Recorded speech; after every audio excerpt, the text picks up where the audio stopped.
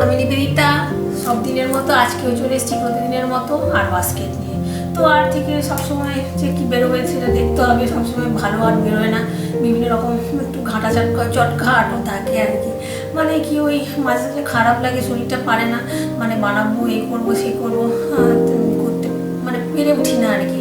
তারপরে হঠাৎ করে মনেও আর মাথায় আসে না যে কী করবো, মানে কাজকর্ম করার পর যে কী আঁকবো এই করবো। মানে আমাদের তো মানে ও যারা যারা আর্টিস্ট বড় বড় তাদের দেখবে টেবিল সব সেট টেট করা থাকে, সব কিছু জিনিসপত্র, শুধুই হয়তো ওই দিকেই মনোনিবেশ করে বসে আছে যে আঁকছে টাকছে, আর তারপরে সেটাই কাজ আর কি।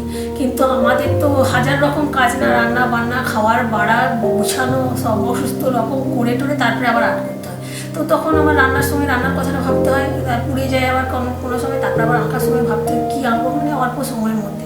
তো তারপরে আবার এডিটিং করে আবার টুরে নিয়ে কেটে কুটে অবস্থা আর্টের জিনিসগুলো, এখানে ব্রাশ আসতে দেরি হয়ে গেল, ওখানে পেন্টের জিনিস খুলছি, সেখানে সেগুলো কাটতে হবে, কেটে কুটে বানাতে খুব কষ্ট আর কি লাগে।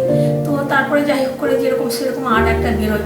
তো ভালো আর্ট হয়তো কিছু করতে পারি, কিন্তু ডেলি করতে হলে মানে ওই তাড়াহুড়ার মধ্যে করে দিই, তো সেরকম কোয়ালিটি অত মেনটেন হয় না আর কি।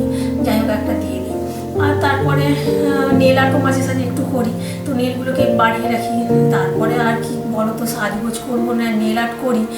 মানে অনেকে বেশ আস্তে আস্তে পছন্দ করে শুনছি, বা ভালো লাগে সাজলে, কিন্তু আমার না মনে হয় দূর বাবা কী আর সাজবো, কী আর দেখবে।